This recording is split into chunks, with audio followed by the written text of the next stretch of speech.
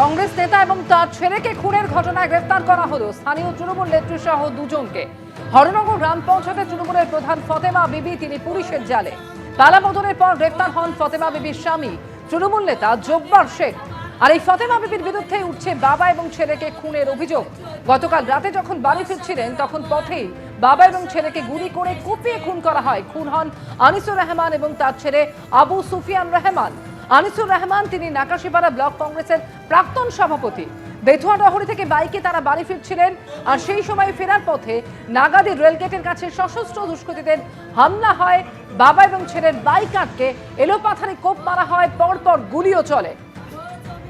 এরপর Bethua Dahari state general হাসপাতালে নিয়ে গেলে তাদেরকে মৃত বলে ঘোষণা করেন চিকিৎসকেরা। সুজিত মণ্ডল প্রতিনিধি এই মুহূর্তে টেলিফোনে রয়েছেন আমাদের সঙ্গে।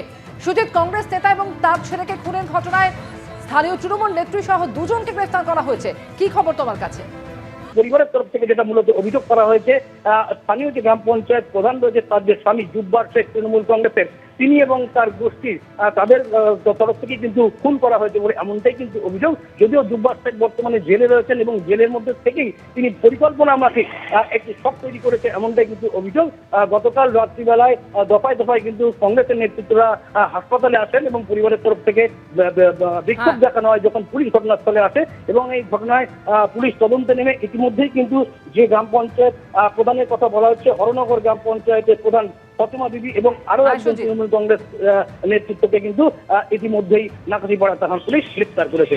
অমৃতা, ধন্যবাদ।